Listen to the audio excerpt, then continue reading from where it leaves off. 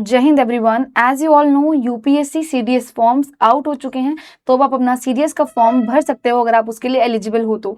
ठीक है, इस वीडियो में हम लोग जानेंगे कि स्टेप बाय स्टेप अपना फॉर्म आप आराम से कैसे भरें। सबसे पहली बात तो जब अपना आप विजिट करेंगे वेबसाइट को तो आपके सामने ये आपको अपना सबसे पहले आपको क्या करना है, रजिस्ट्रेशन करनी है। ठीक है, रजिस्ट्रेशन करने के बाद आपका एक यूआरएन नंबर बन जाता है जो आपको यहाँ पर ऊपर विजिबल हो जाएगा। उसी के साथ आपको अपनी सारी बेसिक डिटेल्स जो होंगी, जो आपकी पर्सनल डिटेल्स हैं, पूरा जैसे आपकी नेशनैलिटी, माइनॉरिटी स्टेटस, इसके अलावा mother tongue, state of domicile, marital status, ये सब चीज़ें फिल करनी है। ठीक है, ध्यान से भरना, कोई एरर ना हो। इसके बाद प्लेस ऑफ बर्थ, स्टेट, ये सब आप अपने पेरेंट्स की हेल्प लेके फिल कर सकते हो। देन जो भी आपका कॉन्टैक्ट इन्फॉर्मेशन होगी, सारा कुछ यहाँ पर आपको पर्सनल डिटेल्स अपना फिल करना है। अपना भरने के बाद यहाँ पर आपके पेरेंट्स की डिटेल अपडेट होगी। अपने पेरेंट्स के साथ बैठकर इसको ध्यान से भरना। ऑक्यूपेशन, एनुअल इनकम, इसको आप जो है अपने अकॉर्डिंग फिल कर सकते हो। एज सच इसके लिए कोई ज़्यादा क्राइटेरिया नहीं रखा गया है। ठीक है, ये सब चीज़ें आपको भरनी है। जब आप इसको फिल कर देंगे, मदर्स डिटेल्स को भी, देन आपका नेक्स्ट आता है ये सोशल कैटेगरी प्रोफाइल, कौन सी कम्युनिटी से आप बिलोंग कर रहे हो, जनरल कैटेगरी है, ये सब चीज़ें।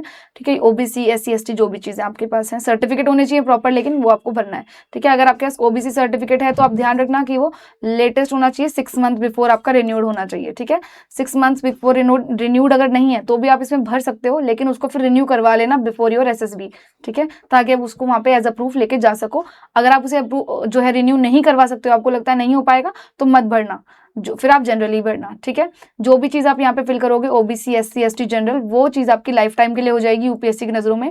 यानी कि आप आगे कोई भी फॉर्म भरोगे यूपीएससी से रिलेटेड, तो उसमें आपका ओबीसी या फिर जनरल जो भरोगे वही माना जाएगा, फिर आप उसे चेंज अपडेट नहीं कर पाओगे। ओके, तो ध्यान रखना, इसको ठीक से भरना। देन डिसेबिलिटी प्रोफाइल पर आए तो जो भी अगर आपका कोई डिसेबिलिटी है तो वो आप यहाँ पे फिल कर सकते हो, नहीं है तो निल या NA, नॉट एप्लीकेबल, भरेंगे। उसके बाद नेक्स्ट आपका आ जाएगा ये एड्रेस वाला, इसको ध्यान से भरना, कोई ऊपर नीचे चीज़ें ना हो जाए, पोस्ट ऑफिस, पिन कोड, ये सब आपको नहीं पता है तो आप गूगल सर्च भी कर सकते हो, अपने एरिया का नाम डाल के वहाँ पर आपको पिन कोड और पोस्ट ऑफिस सब कुछ पता चल जाएगा। ठीक है, देन योर फादर्स एड्रेस वही सेम होगा, तो उसको भी थोड़ा ध्यान से भरना, कोई एरर नहीं होना चाहिए आपके फॉर्म में। मदर्स डिटेल भी भरना है ठीक से। देन आपका आएगा एजुकेशनल प्रोफाइल। एजुकेशन प्रोफाइल में आपने अभी आपका क्या क्वालिफिकेशन है, 10+2 ऑब्वियसली ये तो हो गई, तो इसको भर देना। आपके सब्जेक्ट्स भरने हैं, रोल नंबर जो आपका स्कूल रोल नंबर होता है, जैसे सीबीएसई बोर्ड है तो बोर्ड का रोल नंबर।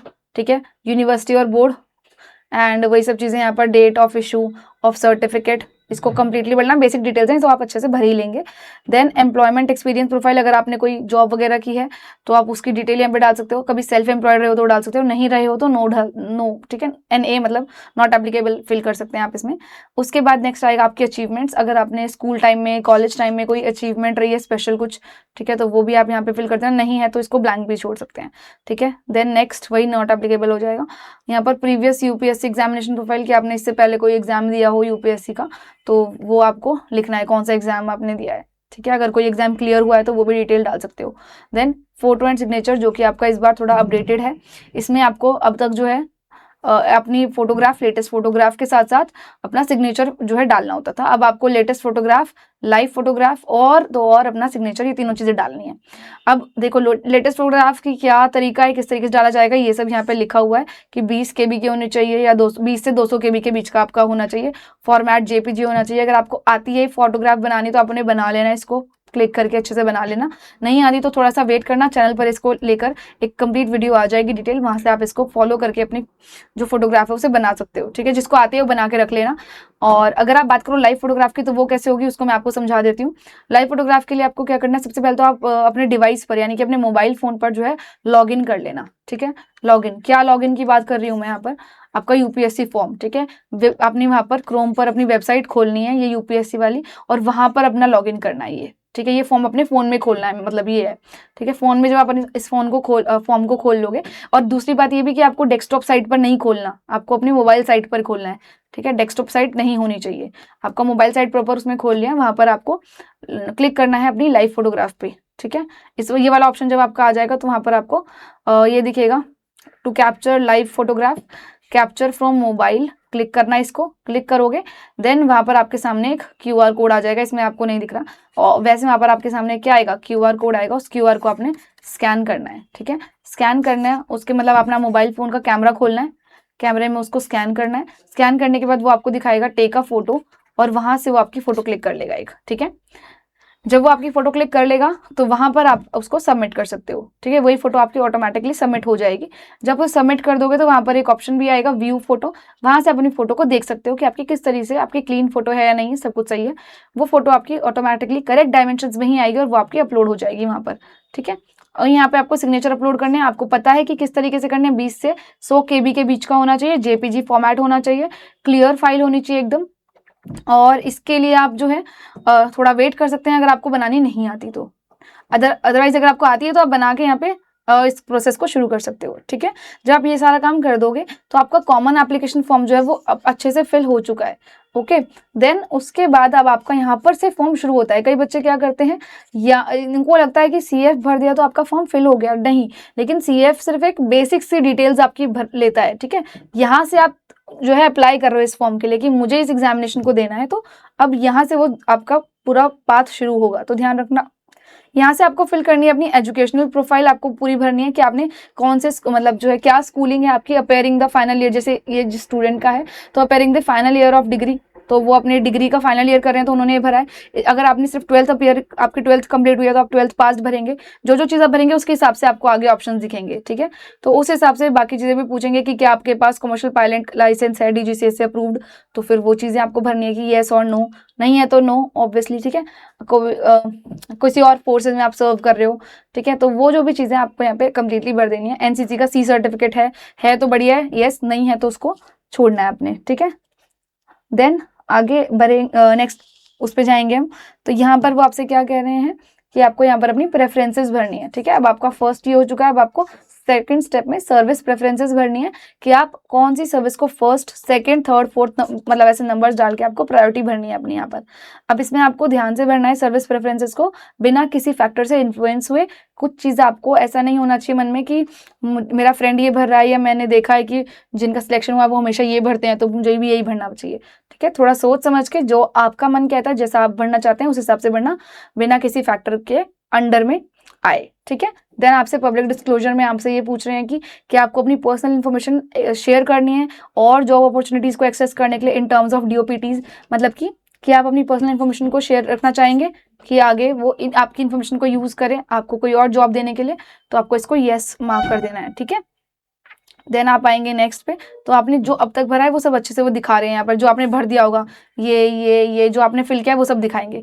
आपने जो प्रेफरेंस नंबर भरे होंगे वो भी यहाँ पर आपको दिख जाएंगे, ठीक है। उसके बाद वो आपसे पूछेंगे कि क्या आपको सबमिट करना है अपना एग्जामिनेशन फॉर्म, तो आपने यहाँ पर यस कर देना है कि हाँ अब मेरा फॉर्म बिल्कुल तैयार है और मेरे को पता है इसमें कोई गलती नहीं है। ध्यान से रिविजिट करना एक बार कि कोई आपने गलती से कुछ ऊपर नीचे तो नहीं भर दिया, उसके बाद अपना फॉर्म सबमिट करना, ठीक है। छोटा सा एरर आपको परेशान करेगा वरना बाद में बहुत ज़्यादा। तो इसको आपने सक्सेसफुली सबमिट यहाँ पे कर दिया है। अब बारी आएगी आपके सेंटर सिलेक्शन की। अब आपको अपना सेंटर सिलेक्शन करनी है, मतलब आपको कहाँ पे अपना एग्जाम देना है वो वाला सेंटर।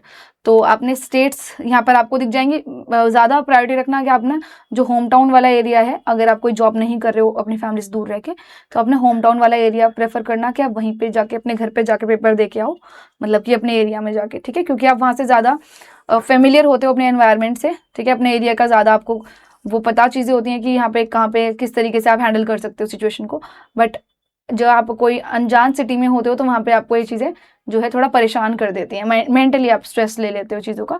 तो कोशिश करना कि अपना होम टाउन ही फिल करो, ठीक है।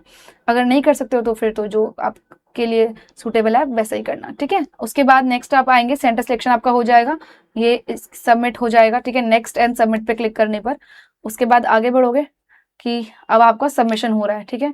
आपको सारी चीज़ें डिक्लेरेशन वगैरह, डिक्लेरेशन से पहले यहाँ पर आपको पेमेंट वगैरह भी करनी है, ठीक है। ध्यान रखना कि यहाँ पर आपको पेमेंट करनी है अपनी। ये पेमेंट पे जब आप पहुँचते हैं नेक्स्ट एंड सबमिट करके, तो वो आपको अपने पोर्टल पे ले जाते हैं। वहाँ जाकर आपको अपना जो भी रुपीज़ है आपके फॉर्म के वो पेमेंट करनी होती है, ठीक है। उसके बाद आपका आता है डिक्लेरेशन। डिक्लेरेशन में जो है आपको एग्री करना है। अच्छा, यहाँ पर है आपका पेमेंट वाला पोर्टल, देखो कुछ इस तरीके से दिख रहा है, एग्जामिनेशन पेमेंट, पे ऑनलाइन, एंड इसको जाके क्लिक करके अपना पे कर देना है पैसे। जैसे यहाँ पर आपको फी दिख रही है 200 रुपीज़ इन्होंने पे किया, ऐसे आपने अपना पे करना है अमाउंट। उसकी एग्जामिनेशन जो आपने पेमेंट किया उसकी रिसीट आपको मिल जाएगी। उसके बाद आएगा डिक्लेरेशन। डिक्लेरेशन करने में आपने क्या आएगा, ये सारी चीज़ें जो हैं कि आप ये जानते हैं कि जो आपने भरा है वो एकदम कम्प्लीटली करेक्ट है, ट्रू है, और आपको इन सब चीज़ों में आपने कोई हेरा फेरी नहीं की है, ठीक है। आपने एकदम सच्ची बातें यहाँ पर लिखी हैं, देन इसको फाइनली सबमिट कर देना। जब इसे सबमिट कर दोगे तो आपके सामने आपका एप्लीकेशन फॉर्म आ जाएगा। Yes I have read the declaration and agree, so यहाँ पर ब्लू वाले पे क्लिक करेंगे और फिर आपके सामने ये आ जाएगा एप्लीकेशन फॉर्म सक्सेसफुली सबमिटेड। और अब आप अपने एग्जामिनेशन या अपने ड्रीम जॉब के और 50% पास आ चुके हैं। अब 50% काम आपने कर लिया है एग्जामिनेशन फॉर्म भर के, अब बाकी 50% का काम क्या है, आपके एग्जामिनेशन की तैयारी, ठीक है, एग्जाम की प्रिपरेशन। आप ज़्यादा दूर नहीं है अपनी ऑफिसर रैंक से, बस जी जान लगा के पढ़ना शुरू कर दो बिना किसी देरी के। और इस चैनल को सब्सक्राइब करना मत भूलना, क्योंकि अब आगे आने वाले टाइम में आपको यहाँ पर क्लासेस के साथ साथ प्रॉपर क्लास नोट्स और रेगुलर प्रैक्टिस शीट्स भी आपको मिल रही होंगी, ठीक है। तो उन चीज़ों के लिए आपको चैनल सब्सक्राइब करके रखना है। अब मैं आपको मिलूंगी आगे आने वाली और वीडियोस में। Till then take care, bye bye, have a good time and जय हिंद।